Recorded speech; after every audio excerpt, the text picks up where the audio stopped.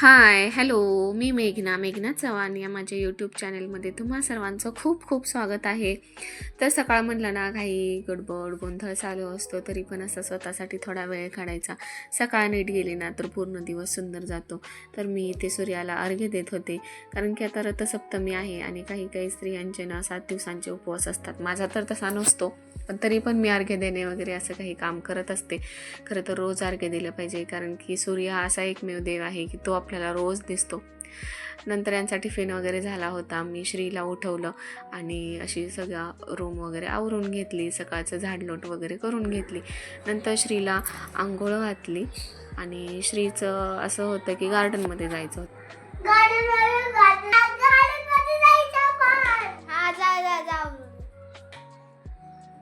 दादा आज घरात असल्यामुळं त्याला खूपच आनंद झाला होता, कारण की दादा स्कूलमध्ये गेला ना, त्याच्याबरोबर खेळायला कोण नसतं.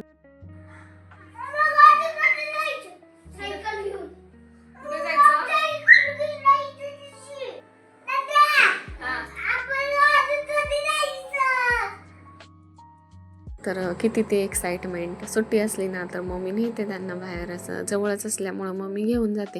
नंतर देवपूजा करायची होती, तर तिथे पण त्याला लुडबुड करायची होती. तर देवपूजा करताना ना मी स्वामी सॉन्ग वगैरे लावत असते. तर त्याच्यामुळं वातावरण एवढं भक्तिमय होतं आणि घरात खूप प्रसन्न वाटतं. आणि सगळ्यात माझं आवडीचं काम असेल ना तर ती देवपूजा. मला देवपूजा करायला खूप आवडतं आणि स्वामींचा फोटो आणल्यापासून ना, म्हणजे इथे आल्यापासून तरी ना मी रोज स्वामींची आरती करते. तर आरती करताना ना आपण जसं आरती घेतो ना तशी घेऊन श्री मला लावत होता. बुद्धी दे सर्वांना सुखात आनंदात ऐश्वर्यात ठेव. तर अशी जरा स्तोत्र मंत्र घेत असते आणि माझी देवपूजा झाली. नंतर मग यांचं आवरलं होतं, तर यांना खेळायला गुंतवलं ना की मग आपल्याला काम करायला जरा बरं वाटतं, म्हणजे यांची लोडबुड जरा कमी होते मध्ये. तर मी आज नाश्त्याला बनवणार होते चटणी आणि डोसा. तर त्यासाठी मी लसूण, जिरे, मिरची, कोथिंबीर, खोबरं, शेंगदाणं वगैरे घेतले होते. ह्यात चणे असतात ना, म्हणजे फुटाण्याची डाळ वगैरे, ती पण घालू शकतो, पण मी थोडीच करणार होते त्यामुळे नाही घातली. तर यामध्ये जिरं, लसूण, खोबरं, कोथिंबीर वगैरे सगळं मी बारीक करून घेतलं. आणि नंतर श्री बघा खाली आलाच होता, त्याला मिक्सरचं बटन दाबायचं होतं. कसा वरती चढ. काय करायचंय? इकडे बघ. काय खायचंय तुला? डोसा. तुला काय आवडतं सांग मला. डोसा. काय आवडतं? होय, इडली नाही आवडत? आवडती ना. मग तू शांत बसणार ना बाहेर, आता मम्मी बनवून देते तुला. चल. लहानपणीच हे लाड लुडबुड असते, मोठे झाल्यावर काय लाड कमी होतात आणि जबाबदारी वाढते आणि हे क्षण ना परत येत नाहीत. सगळंच परफेक्ट असायला हवं असं काही नाही. कधीतरी घरातल्या वस्तू इकडच्या तिकडं झालेला गोंधळ, पण त्या गोंधळातलं एक हसरा क्षण हेच खरं सुख असतं ना. तर चटणी झाली होती आणि मी इथे डोसा बनवायला घेतला होता आणि श्री आणि ईशानला पण द्यायचं होतं. सुट्टी असल्यामुळं काही एवढं नव्हतं. सकाळी यांच्यासाठी मी बटाट्याची भाजी केलेली होती, त्यामुळं ती होती आणि त्यामुळं मग चटणी केली. ईशानला आवडते, तर रेडी झाल्यानंतर मी त्यांना गरम गरम खायला दिलं आणि नंतर राहिलेलं मग बाकीचं बनवत बसले. बटाट्याची भाजी तर होती सकाळची आणि मग चटणी आणि डोसा. तर असा आमचा ब्रेकफास्टचा मेनू होता. तर कसे झाले डोसे, तुम्हाला आवडले असेल तर नक्की लाईक करा.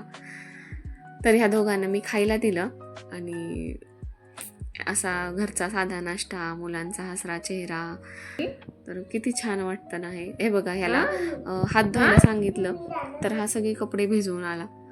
नंतर त्याचे कपडे वगैरे चेंज करून मी किचन वगैरे आवरून घेतलं. किचन आवरलं तर अर्धं काम झाल्यासारखं वाटतं आणि घरात खूप छान वाटतं. किचन आवरलेलं नसलं की असं वाटतं खूप काम राहिलंय. नंतर माझं काम वगैरे आवरून ना मी ईशान अभ्यास करत होता. तर आता रिपब्लिक डे आहे ना, तर त्यानिमित्त त्यांच्या स्कूलमध्ये असं ड्रॉइंग कॉम्पिटिशन घेतलेलं होतं. तर काहीच तयारी नव्हती मी खरं तर केली, तर त्याने त्याच्या मनानं काढलेलं होतं हे ड्रॉइंग. तर खूप छान काढलं आणि मी तयारी न करता त्याने एवढं छान काढलं ना, ते मला खूप छान वाटलं.